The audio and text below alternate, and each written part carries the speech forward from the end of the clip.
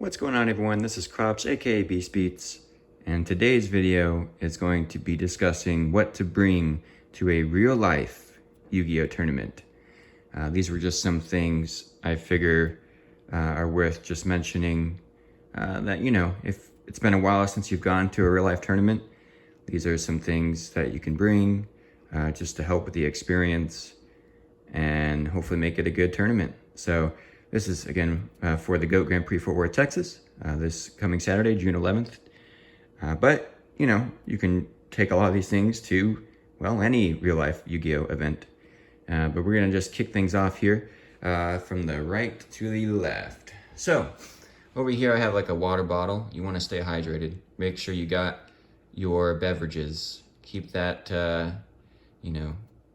keep that hydration up, because dehydration can lead to poor decisions, mistakes in the game. You don't want to make as least amount of those as possible, right? I have a banana, just a good breakfast before the event. I want to have a super heavy breakfast, because that could be bad, right? Could put you in that food coma where all the blood's going to your stomach instead of your brain to digest. So having a good breakfast and water is a solid choice there. Also want to make sure you bring a notebook, a couple pens, just to keep track of life points. In GOAT format, you are allowed to note keep like cards that are in your opponent's hand off like a trap dust shoot or smoke grenade of the thief, things like that. Also, if they discard Thunder Dragon, add 2 Thunder Dragons. If they have Sinister Serpent, Tsukiyomi, like cards in that in circulation, or add a spell off, Magician of Faith, a Cyber Jar, that's a good example as well. Keeping track of what is in their hand via note-taking can be a good idea. I tend to memorize just in my head, but honestly, for, an event where there's a Worlds invite at stake, it could be a good idea to do, to keep track of, life and as much other information as you'd like there. Also good to bring a binder. Bring your trades, right? There will be a lot of Yu-Gi-Oh players there, mostly for GOAT format, but maybe you could bring just any other format cards like Edison, current format. But definitely I'm gonna try to bring a couple binders myself. I will be primarily selling cards. So if you're interested, hit me up. I got some nice GOAT format, and I'll probably try to throw some Edison and maybe even a few current cards in there. I don't have too much current, but like I pulled a Ulti Sky Striker, whatever the link that comes in OTS 10 is, so that'll be there. But anyway, don't forget a Playmat, right? Good to have a Playmat to put your cards on because, protect the cardboard. Also, of course, the cards will be in sleeves, but still, I'd rather put it on my own mat than possibly, a sticky table. I don't know. Hopefully the tables will be clean, right? But just always good to have a play mat. And now I also want to mention bringing tokens. Even whether you're playing Scapegoat or Ojama Trio or not, especially if you're playing them, make sure you have tokens, right? You could technically, I guess, use a dice, but I don't know. It's always good to have just the tokens in the monster zones, right? So bringing tokens for the token generating cards. Because, even if hopefully your opponent, if they're on Ojama Trio, they have tokens for you, but if they don't for whatever reason, at least, you could have some. You just would have to somehow, or just remember they're not goats, they're Ojama tokens, but Fusion deck. Do not forget your Fusion deck. So the fun fact, in GOAT format, there is no limit on the Fusion deck. I believe this is like a 60-card Fusion deck right here. But you can have you can have an even bigger Fusion deck than 60. You can have 3 of every legal GOAT Fusion. So if you wanted to, you could have like over 100-card Fusion deck, but that's just kind of a pain to bring around, I'd say. So really just having 2 to 3 of all the most important fusions, and then maybe 1 of like very rare case or niche fusions, which if you check out videos I uploaded earlier this week, can't remember what day it was, but you can see some of the less common, I think it was Tuesday, fusions that you can bring out with like Cyberstein or Metamorphosis. Also, you will want to bring, it can be nice to bring, even though, you keeping track of life on a notepad is a great idea. A calculator. There's a little life calc from, I believe it's Legion. Yeah, legion.com. I'm not sure if this one still works. I have it over like a decade, I think now. But I really liked it.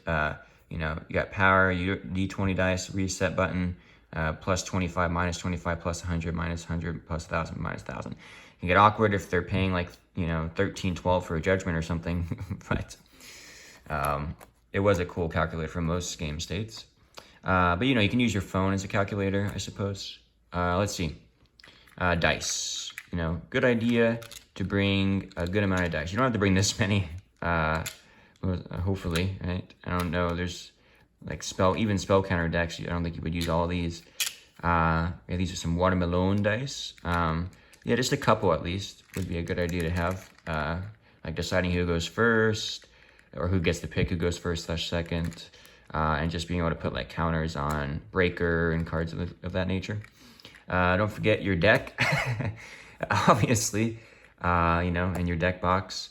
You can bring a couple, but once you put your deck list in with your 40 or more main deck cards, and your no more than 15 card side deck, sleeved the same as your main deck, then that'll be what you have to play, right? Once we do the deck check, you've locked in your deck choice. I will mention, make sure that it's a good idea to get to re-sleeve or get new sleeves for your main and side deck, just to be sure there's no scratches or marks on the card back of the sleeves or anything.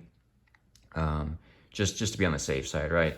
And most likely, if there is, it's unintentional, but we still, just always good to get fresh sleeves before a big event. Also, hopefully you all are vaxxed. I am. COVID is, we're luckily on the upswing of things. And in Austin, it'll be in Fort Worth, and Fort Worth, Texas, I believe they're not, masks are optional. So they will be optional. You don't have to wear them, but recommended if you want to still be on the side of caution.